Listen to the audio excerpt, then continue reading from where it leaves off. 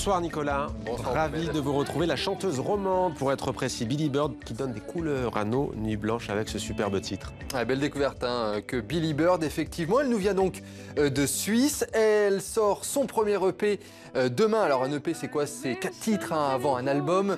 Et voilà le premier extrait de cette EP. Ça s'appelle La Nuit, une vraie réussite qui s'inscrit en fait dans la vague de pop francophone actuelle, inspirée des années 80. Mais là, on retrouve un son un petit peu plus chaud et mystérieux. Dans ce premier extrait, Billie Bird évoque les tourments de la solitude et de l'amour. Je trouve ce titre et ce clip très réussi. Un premier extrait vraiment réussi donc avant un album prévu pour l'automne prochain. On va suivre en tout cas de près cette nouvelle chanteuse suisse. Les Césars, c'est demain. Patrick Simon en parle tout à l'heure. Mais nous, on va parler, Nicolas, des Oscars J-3 avant la cérémonie à Los Angeles. Et parmi les nommés, il y a un film d'animation qui a retenu votre attention. Film d'animation polonais, tout simplement époustouflant. Selon vous, ça s'appelle La Passion Van Gogh. Je pense que ça sera époustouflant pour vous également, Mohamed. Regardez, il s'agit du premier long métrage entièrement peint à la main. Wow. Film qui retrace l'histoire de Van Gogh à travers une enquête sur sa mort. 7 années de travail ont été nécessaires pour le réaliser. 65 000 plans au total.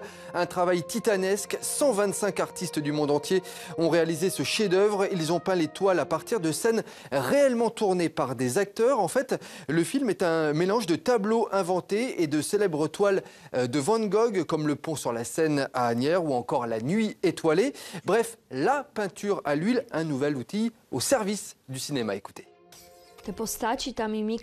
Souvent, dans l'animation, on a le problème que les expressions du visage et les mimiques des personnages sont limitées, alors qu'à travers la peinture à l'huile, on peut les souligner encore plus si le portrait est correctement peint.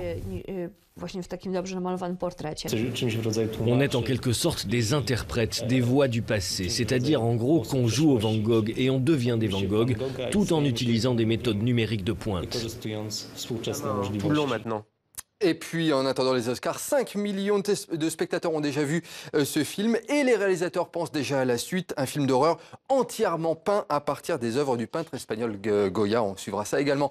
Une dernière information, Mohamed, on reste dans le domaine de l'art avec une vente aux enchères tout simplement exceptionnelle ce mercredi avec ce portrait de Toutou, princesse nigériane surnommée la Mona Lisa africaine qui s'est envolée pour 1,36 million d'euros. 4 fois les estimations, c'était lors d'une vente aux enchères à Londres.